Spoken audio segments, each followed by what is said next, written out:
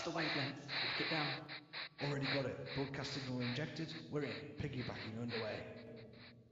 Looks stable. Hello and welcome to Tech 4, the signal that brings you all the news your faction du jour and our Capsuleer overlords don't want you to hear.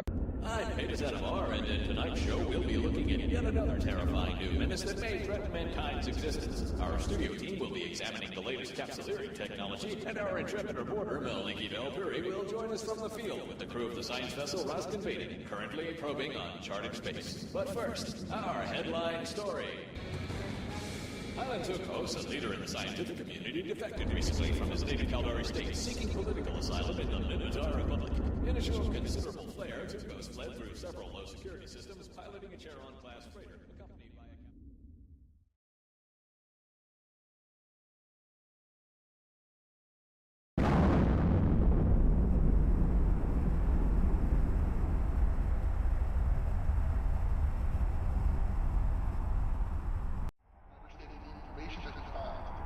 Dr. Tukos is passionate in his belief that the acquisition of knowledge should transcend all cultural and political motivations. In fact, Eric Jalan itself comes from a Caldari phrase meaning making dissonance. It's all about challenging the way the established order thinks. If you like to think about it this way, it's an intellectual rebellion.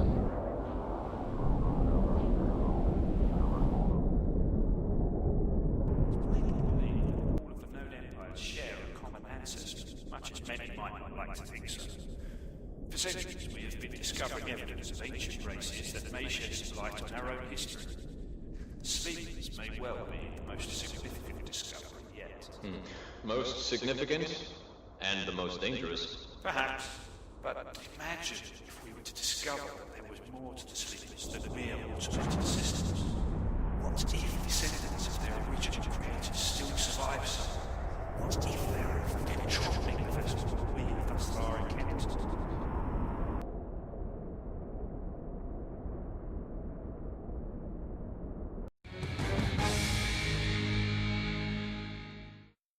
Well, that was informative. Thank you, gentlemen. I'm sure Empress will make a speedy recovery. Now, as we discussed sleepers and their wormhole habitats earlier, we are hoping to establish live contact with our intrepid field reporter, Maliki Valpuri, who is currently aboard the science vessel Raskin bound for wormhole space. Our technical team has just informed me that the fluid router communications have been established. Maliki, can you hear me? Hades? Yes, Hades, I can hear you. I'm here on the rather cramped command and control deck of the Raskin, a probe-class frigate of the Effer & Company's science and exploration fleet. Of the 10 crew aboard, 4 of them, 4 Hades, are currently squeezed into this small space where they are preparing to approach a newly discovered wormhole. So there's not much room for you in there. Not really, but we're managing. I'm squatting just behind the science officer who has spent the last few minutes locating a wormhole that has just opened up in the Arlex system. Lieutenant Sajaman, you were just explaining the process to me. Locating wormholes seems to be a fairly complex process. Wouldn't you agree, Lieutenant? Actually, verifying its existence is easy enough. Most ships are able to detect the presence of a wormhole using remote probes, which are launched into space and positioned around the solar system. The real trick is locking down the signature so we can then warp to it. I see. So, just how close are you to locking down this particular wormhole? Well, we're just waiting for the remote probes to report their findings. I've got 4 of them positioned within half an AU of the wormhole signature, and I think that ought to be enough. Okay, signature accuracy at 100%. I've got coordinates to the wormhole event, Kilo Tango Oscar 509er. Roger that. Helm, mark location and align. Coordinates locked. Moving to align. 0 point at 6.81 AU from our current position. Location marked. Recalling probes. Warp to 20 clicks on my mark. Mark. Warp drive active. And we've just entered warp. It's a totally different experience in such a small vessel. If you've only traveled by commercial transporter, you have no idea how disorienting this is. Still, Watching the warp tunnel out of the viewport, it's breathtaking. Looking out, I can see a temper planet sliding by, away, and past to the void. Think I can see my house? Shut up, Wesley. Decelerating. Subwarp in 5, 4, 3, 2, 1. Subwarp systems online. Grid is clear. Aligning to outpoint. Wormhole is on visual, dead ahead, 20 clicks. Commencing analysis. By the Matari Elders. It's full of stars. They're a sight, aren't they? Never really get tired of looking at them. I'll try to describe what we're looking at, but it's a big bubble.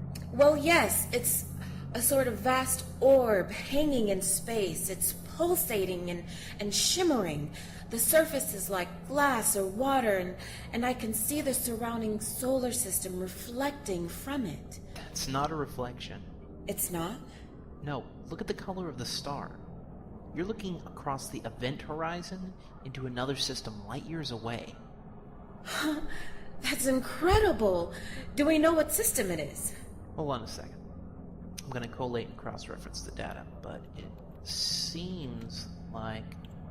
Yep, this system is unrecorded in our database. And what does that mean?